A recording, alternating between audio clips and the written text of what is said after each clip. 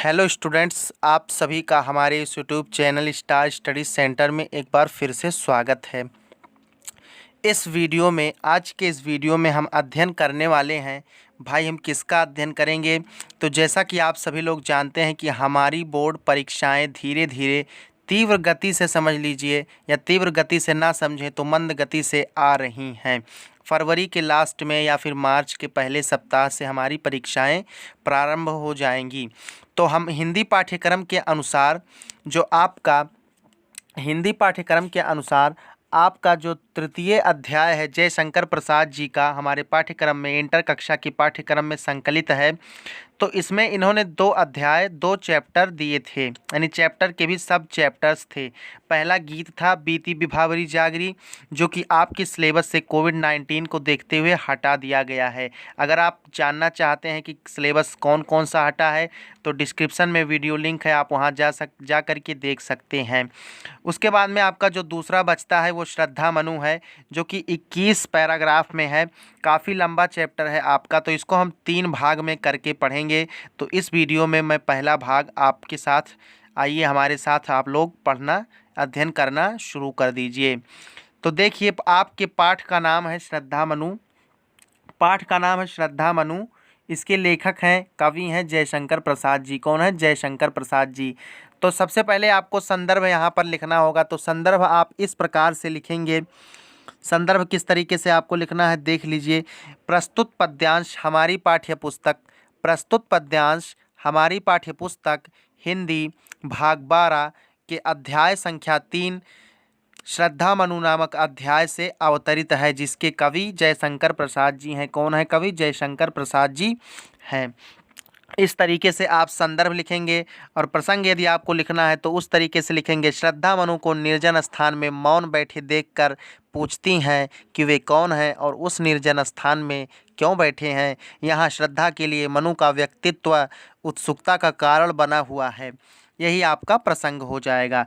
तो चलिए, संदर्भ और प्रसंग हो गया। अब इसकी व्याख्या आती है, तो एक एक लाइन के हिसाब से हम व्याख्या पढ़ेंगे। तो इसका हम सास्वर गायन कर सकते हैं। देखिए यहाँ पर, कौन तुम संस्कृति जल निधि तीर, तरंगों से फेंकी मणि एक, कर रहे निर्जन का चुपचाप, प्रभा की धारा से अभिषेक। ये आपका है कौन तुम। एक श्रद्धा जी होती हैं और एक मनु होते हैं। तो जो मनु होते हुए निर्जन संसार में मौन बैठे हुए होते हैं, अपनी जिंदगी से निराश होकर के वे एकांत में बैठे होते हैं, उसी समय श्रद्धा का आगमन होता है। श्रद्धा मनु से पूछती हैं कि हे मनु, कौन तुम कौन हो? संस्कृति माने संसार के, जल निधि माने जल के निधि में, तीर माने तीर की भांति, या तीर का हम कह सकते हैं कि किनारा। तो संसार सागर के किनारे तीर पर बैठे हुए तुम कौन हो? श्रद्धा मनु से प्रश्न करती है कि तुम कौन हो। जिस प्रकार सागर की लहरें अपनी तरंगों से, यहाँ आगे देखिए, तरंगों से फेंकी मणि एक, जिस प्रकार से सागर की लहरें अपने तरंगों द्वारा जब ज्वार भाटा आता है तो उसमें समाहित अनेक मणियों को फेंक देती हैं किनारे, उसी प्रकार से संसार रूपी सागर से फेंके हुए तुम किनारे कौन हो? ऐसा श्रद्धा मनु से पूछती हैं। फिर आगे कहती हैं, कर रहे निर्जन का चुपचाप। ये जो निर्जनता है, इस स्थान पे, इस निर्जन स्थान को अपनी आभा से तुम उसी प्रकार से सिंचित कर रहे हो जिस प्रकार से सागर तट पर पड़ी हुई मणि उसके निर्जन तट को आलोकित करती है। निर्जन तट क्या, तट पर कुछ नहीं होता, लेकिन जब मणि बह करके आती है तो उसकी चमक से प्रकाश हो जाता है। ठीक उसी प्रकार से संस्कृत जलनिधि, संसार रूपी सागर से फेंके गए मनु जी, कौन? मनु जी उस स्थान, उस निर्जन स्थान को आलोक से भर रहे हैं, आलोकित कर रहे हैं।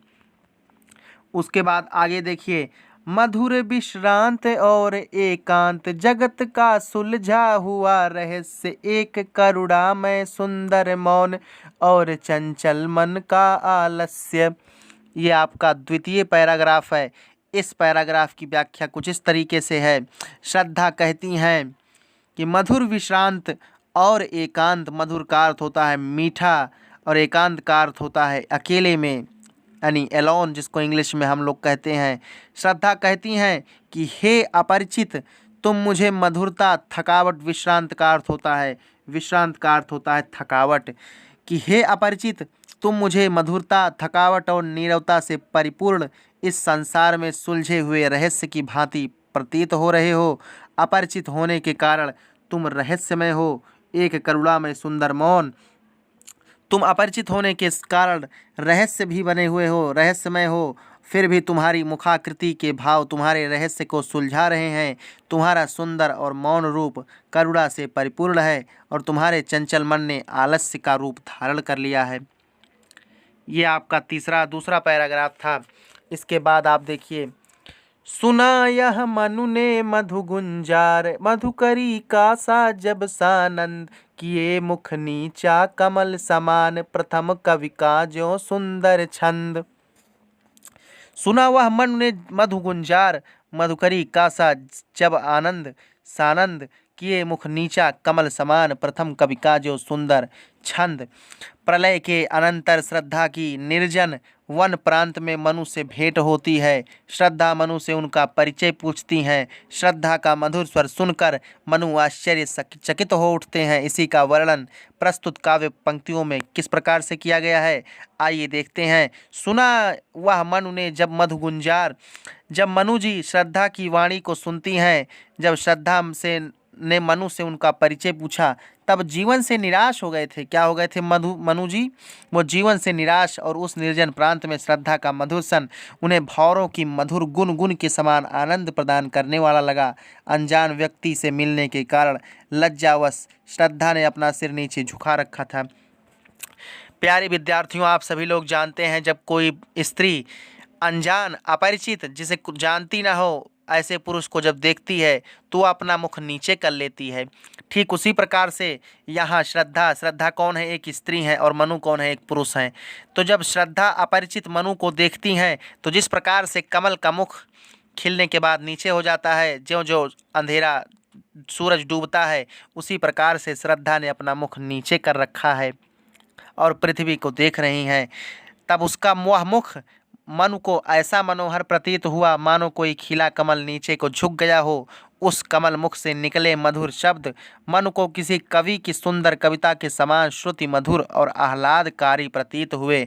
आह्लादकारी मतलब खुशी देने वाले, प्रसन्नता व्यक्त करने वाले। प्रिय विद्यार्थियों, इसके बाद देखिए क्या है।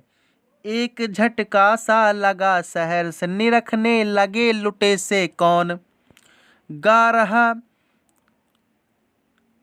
रहा यह सुंदर संगीत, कुतूहल रह न सका फिर मौन। यहाँ देखिए क्या होता है। एक झटका सा लगा शहर से, मनु ने जब अचानक प्रकट हुई अपूर्व सुंदरी, जैसा कि आप सभी लोग जानते हैं कि श्रद्धा जो थी वो अपूर्व सुंदरी थी। उनके सिवा उस समय निर्जन वन में, एकांत वन में एक तो कोई था ही नहीं, और दूसरा वो थी तो हजारों में एक, समझ लीजिए लाखों में एक सुंदरी श्रद्धा थी। अभी आपको आगे की पंक्तियों में श्रद्धा की सुंदरता का वर्णन, कितनी सुंदर थी श्रद्धा, उसका वर्णन आपको अग्रलिखित पंक्तियों में होगा। कविता के आगे ज्यों ज्यों कविता खत्म होती जाएगी त्यों त्यों श्रद्धा की सुंदरता का वर्णन आपको दिखाया जाएगा। तो एक झटका सा लगा शहर से, क्या लगा? एक झटका सा लगा शहर से, निरखने लगे लुटे से कौन। मनु ने जब अचानक प्रकट हुई अपूर्व सुंदरी श्रद्धा को देखा तो उन्हें खुशी का एक झटका सा लगा। वे उसकी सुंदरता और मोहक छवि पर सर्वस्व लुटा बैठे, जिस प्रकार से कोई धनी व्यक्ति अपना धन लुटा बैठता है, और जैसे लुटा पिटा व्यक्ति अपनी सुध बुध खो बैठता है, ठीक वैसे ही श्रद्धा की मोहक छवि से आकर्षित होकर मनु सुध बुध खोकर उसे देखने लगे। और इस निर्जन प्रांत में, किस प्रांत में? निर्जन प्रांत में कौन यह मधुर गीत सा गा रहा है? मनु को ऐसा प्रतीत हो रहा है श्रद्धा की वाणी सुन करके कि जैसे कोई गीत गा रहा है। तब वे अपने मन को अपने वश में ना रख सके और उसमें श्रद्धा के विषय में सब कुछ जान लेने की इच्छा प्रकट हुई। जिज्ञासा शहर से ही जाग उठा, भाई ये कौन है, इतना सुंदर कहाँ से आ गया है। प्रिय विद्यार्थियों, इसके आगे आप देखिए। और वह देखा सुंदर दृश्य, नयन का इंद्रजाल अभिराम, कुसुम वैभव में लता समान, चंद्रिका से लिपटा घनश्याम। और देखा वह सुंदर दृश्य, नयन का इंद्रजाल अभिराम, कुसुम वैभव में लता समान, चंद्रिका से लिपटा घनश्याम। जब मनु ने कुतूहलवश ऊपर की ओर देखा तो उन्हें सौंदर्य से परिपूर्ण, भाई मनु तो नीचे बैठे हैं और श्रद्धा खड़ी होकर के प्रश्न पूछ रही है ना, तो जब कोई उन्हें पुकारेगा तो वो जाहिर सी बात है वो ऊपर सर उठा करके देखेंगे। तो जब मनु ने कुतूहलवश ऊपर की ओर देखा तो उन्हें सौंदर्य से परिपूर्ण, पूरी सुंदरता से भरी हुई श्रद्धा अपने निकट खड़ी हुई दिखाई दी। यह एक अभूतपूर्व और सुंदर दृश्य था। देखिए, नयन का इंद्रजाल अभिराम और देखा वह सुंदर दृश्य, तो यह एक अभूतपूर्व और सुंदर दृश्य था। यह दृश्य उनके नेत्रों को जादू के समान अपनी ओर आकर्षित कर रहा था। जिस प्रकार से जो जादूगर होता है वो नज़रबंदी कर देता है या फिर वो जादू कर देता है कि लोगों की आंखें उसी की ओर आकर्षित रहती हैं, उसी की ओर एकटक देखती हैं, उसी प्रकार से श्रद्धा ने यूँ कही है कि मनु ने श्रद्धा की ओर उसी तरीके से देखा, वो जादू टोने का शिकार हो गए। मनु ने श्रद्धा को देखा तो उन्हें ऐसा लगा, देखिए कह रहा, चंद्रिका से लिपटा घनश्याम। श्रद्धा को देखा तो उन्हें लगा कि वह फूलों से लदी हुई सौंदर्यमयी लता के समान है। उन्होंने अनुभव किया कि जैसे चंद्रिका की शीतल चांदनी से लिपटा हुआ बादल का कोई टुकड़ा उनके सामने खड़ा है। प्रिय विद्यार्थियों, आज के इस वीडियो में बस इतना ही। अगले वीडियो में हम द्वितीय भाग के साथ उपस्थित होंगे। तब तक के लिए दूसरा भाग पाने के लिए आप हमारे चैनल को अभी सब्सक्राइब कर सकते हैं। सब्सक्राइब करिएगा तो आप बेल आइकन दबाना ना भूलिएगा, जिससे आपको दूसरा भाग आएगा तो उसकी वीडियोस की नोटिफिकेशन सबसे पहले आप तक पहुंचेंगी। अगले वीडियो में हम फिर मिलते हैं, तब तक के लिए जय हिंद।